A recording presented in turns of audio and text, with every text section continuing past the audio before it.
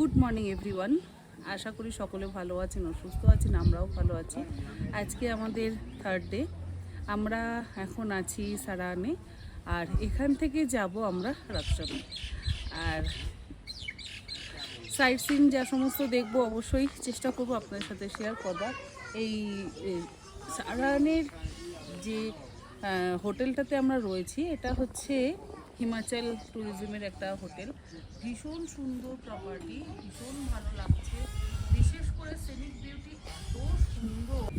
সকালে দূরে একদম হিমালয় রেঞ্জটা দেখা যাচ্ছিল আর পুরো সাদা হয়েছিল। সেই সময় আর শ্যুট করা হয়নি। আর প্রপার্টিটা সত্যি এত সুন্দর। পাশেই একটা মন্দির আছে, সেটা গতকালের ভিডিওতে দেখিয়েছিলাম। গতকাল আমরা সকলে মন্দিরে গেছিলাম। আর এখন সকলে আমরা ব্রেকফাস্ট করে নিয়েছি, আলু পরোটা, অমলেট, বাচ্চারা খেয়েছে স্যান্ডউইচ। এবার আমরা এখান থেকে গাড়ি নিয়ে বেরিয়ে যাব। আমাদের সাথে ড্রাইভার ভাইয়ারাও রয়েছেন এখানে। তো সকালবেলা আবার আমার বোনের সুটকেসটা এমনভাবে লক হয়ে গেছিলো, তো সেটা ঠিক মতন ওপেনই করা যাচ্ছিল না, তার জন্য আমাদের একটু লেট হয়ে গেল। এখন আমরা বেরোবো, বাজে সকাল ওই 10:30। বেরোনোর কথা ছিল 9:30, 1 ঘন্টা লেট হয়ে গেল। চলুন যাই। আর এখান থেকে শুরু করলাম আজকের ব্লগটা।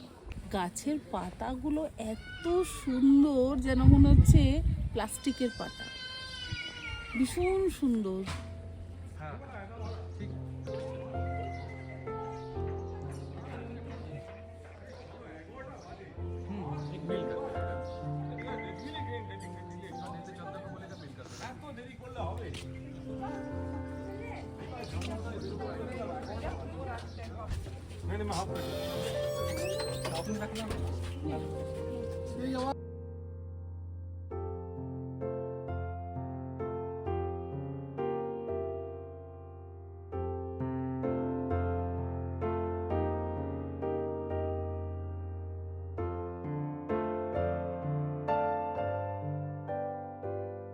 সারাহান থেকে রাকসমের উদ্দেশ্যে রওনা দিলাম। আর প্রাকৃতিক সৌন্দর্যের কথা কী বা বলবো। চারিদিকটা এতটা সুন্দর, নিজের চোখে যদি না দেখা যায় তাহলে বিশ্বাসই করা যাবে না। যারা এই স্পিতি ভ্যালি ট্যুরটা করেছেন তারা জানেন যে হিমাচল প্রদেশের এই দিককার সৌন্দর্যটা কতটা। আমরা আমাদের চিন্তাভাবনার মধ্যে কিন্তু অনেক কিছু কল্পনা করি। পৃথিবীতে এমন অনেক সুন্দর সুন্দর জায়গা আছে যেগুলো আমাদের কাছে এখনও অদেখা আছে। আর আজকে এই এত সুন্দর রাস্তা দিয়ে চারিদিকে সৌন্দর্য দেখতে দেখতে যে যাচ্ছি, সত্যি মনে হচ্ছে আমরা স্বর্গের মধ্যে দিয়ে যাচ্ছি। স্বর্গরাজ্য কেমন তা কখনো চোখে দেখিনি, চোখে দেখা আমাদের পক্ষে সম্ভবও নয়। তবে নিজের অনুভূতি থেকে বলছি, এটাই যেন আমাদের কাছে স্বর্গরাজ্য। এক একটা জায়গায় এক এক রকম সৌন্দর্য, এক একটা পাহাড় এক এক রকম, এক একটা পাহাড়ের এক একটা পাথর এক এক রকম। কোনোটা কালো, কোনোটা সাদা, কোনোটা ভীষণভাবে নিখুঁত, আবার কোনোটা আধভাঙা। দার্জিলিং, গ্যাংটক, রোরাথাং, জুলুক, নাথাং, এই সমস্ত জায়গার সৌন্দর্য যেমন একরকম, আবার হিমাচল প্রদেশের সৌন্দর্যও কিন্তু আর এক রকম। সত্যি কথা বলতে, যদি না চোখে দেখা যায় তা না হলে কিন্তু বিশ্বাসই করা যাবে না। কখনো আমরা দেখছি দুটো পাহাড়ের মাঝখান থেকে ঝরঝর করে ঝর্ণার জল পড়ছে, আবার কখনো দেখছি ভৌগোলিক কারণের জন্য পাথর ভেঙে সুন্দর এরকম গম্বুজের সৃষ্টি হয়েছে। আর এগুলোকে দেখেই মনে হচ্ছে আমরা যেন স্বর্গরাজ্যে বাস করছি। আমাদের ভারতবর্ষের মধ্যেই এত সুন্দর সুন্দর ঘোরার জায়গা আছে, দেখে শেষ করা যায় না। আমরা হয়তো অনেকেই ভাবি বিদেশে যদি একবার ভ্রমণ করা যায় তাহলে হয়তো আমাদের জীবনের অনেক কিছু দেখা হবে। তবে আমি বলবো আমাদের দেশে থেকেই মানে ভারতবর্ষের বিভিন্ন কোণায় এত সুন্দর সুন্দর জায়গা আছে যেগুলো না দেখলে আমাদের অনেক কিছু যেন অদেখায় থেকে যাবে।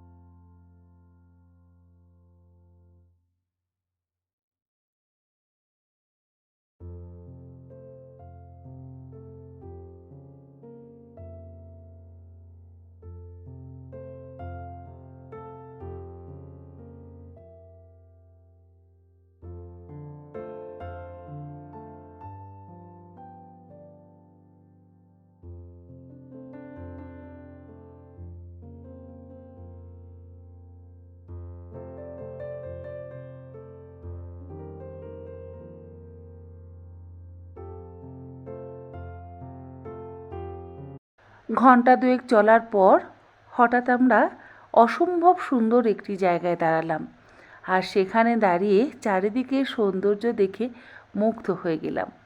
ভাবলাম এখানে কয়েকটা ছবি তুলে নেওয়া যাক। দ্বিতীয়বার আর হয়তো কখনো আমরা এই জায়গায় আসবো না, তাই এই জায়গায় দাঁড়িয়ে যদি কয়েকটা ছবি তুলে নেওয়া যায় সেগুলো আমাদের কাছে স্মৃতি হিসেবে থাকবে।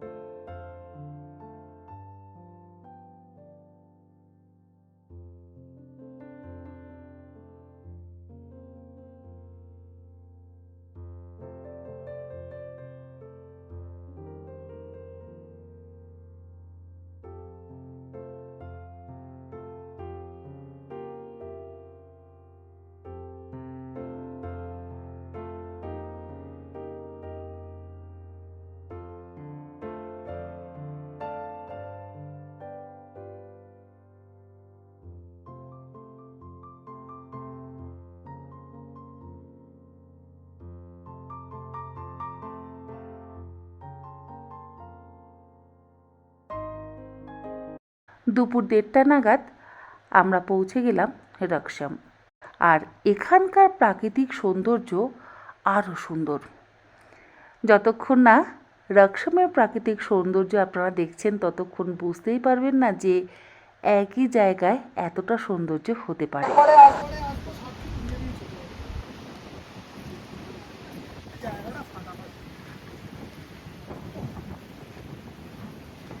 উপরে ইয়েটা দেখ, বরফটা দেখ।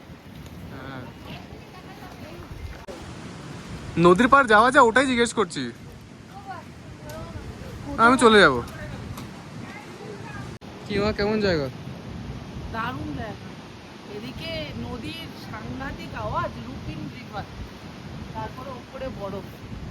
জায়গাটা তো দুর্ধর্ষ, প্রচন্ড হাওয়া আর ঠান্ডা খুব একটা নেই, তবে রাত্রে খুব ঠান্ডা হবে। রাত্রে খুব ঠান্ডা হবে। পুরো একদম পাহাড়ের মাঝখানে।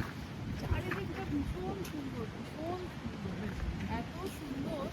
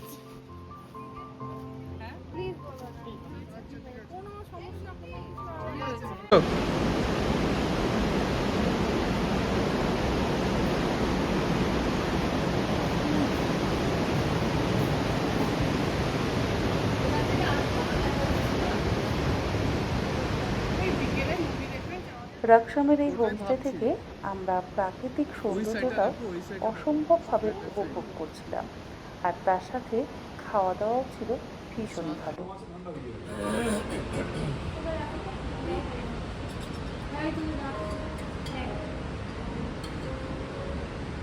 একটু পেঁয়াজ দিতে বলতে হতো।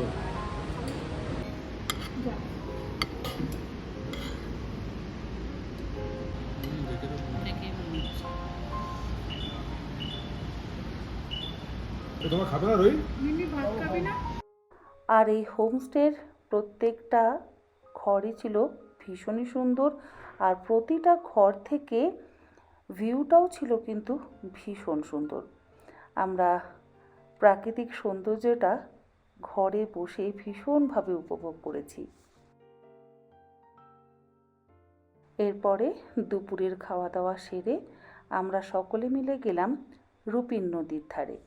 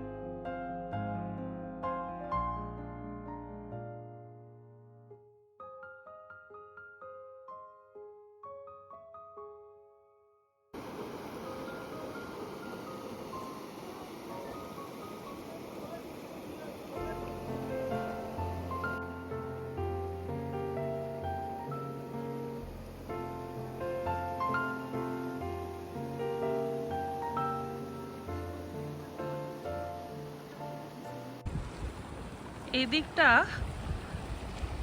নদীটা অনেকটা শান্ত, বাট স্রোত ভালো আছে। এত সুন্দর এঁকে বেঁকে যাচ্ছে, সেই আমরা যেরকম ছোটবেলাতে ছবি আঁকতাম, পাহাড়, গাছ, পাহাড়ের কোলে নদী, সুন্দর বসার জায়গা, পাথর, কত নুড়ি পাথর, আর এঁকে বেঁকে যাচ্ছে নদী, অসম্ভব সুন্দর। ওপরে পাহাড়ের চূড়ায় বরফ,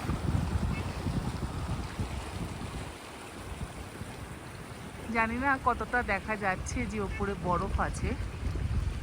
এই দিকটা পুরোটা ওপরে চূড়াটা বরফে সাদা হয়ে আছে। মেঘ আছে বলে সেটা হয়তো একটু বোঝা যাচ্ছে না, কিন্তু ভীষণ সুন্দর লাগছে।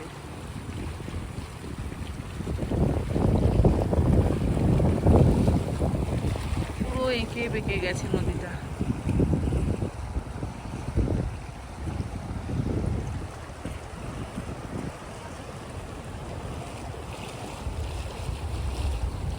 খুব যে একটা ঠান্ডা আছে তা নয়, রোদ আছে বলে খুব ভালো লাগছে। টেম্পারেচার 11, রাত্রে হয়তো টেম্পারেচার আর একটু ডাউন হবে।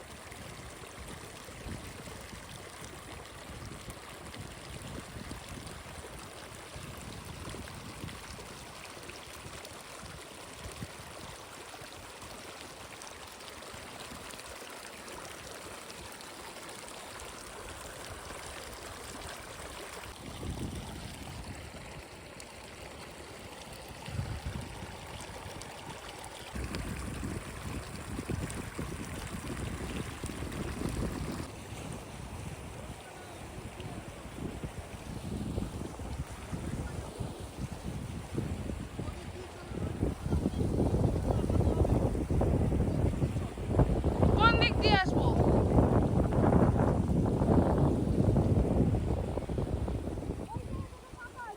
ওই তো ওদিকটা দিয়ে যাই।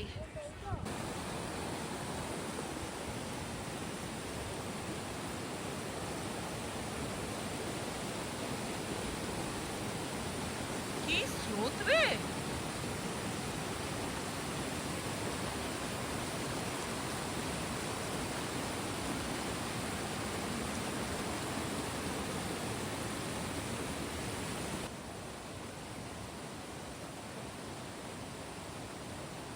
জলটা ভীষণ ঠান্ডা।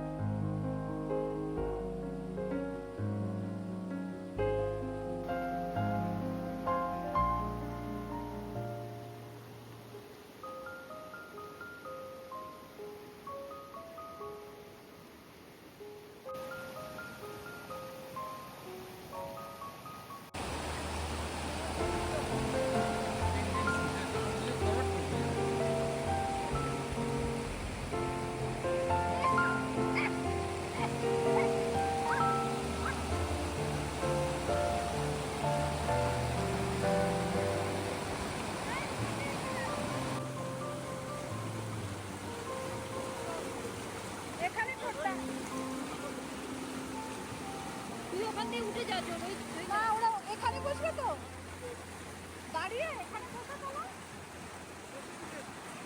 এখানে বসে তোলো, আমরা উঠি, তুই পাশ দিয়ে বেরিয়ে যা।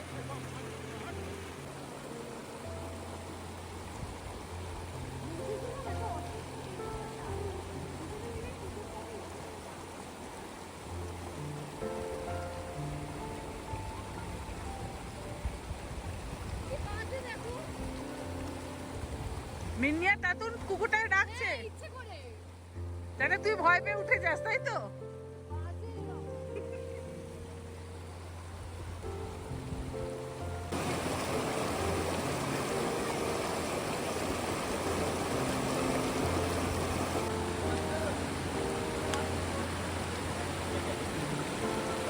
বলিস না, লেগে যাবে।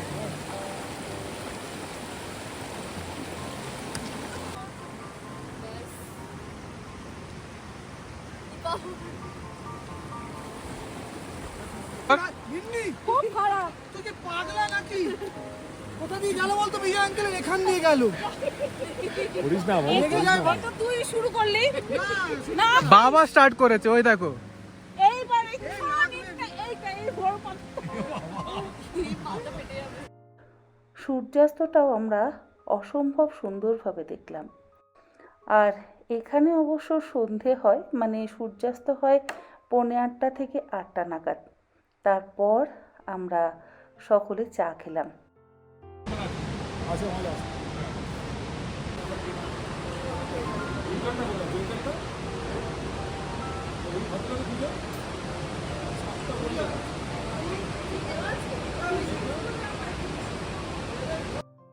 আপনাদের আরও একটা সুন্দর দৃশ্য দেখাই। দেখুন আকাশে পূর্ণিমার চাঁদ, আর ওদিকে রূপীর নদী অঝোর ধারায় কিন্তু বয়ে চলেছে।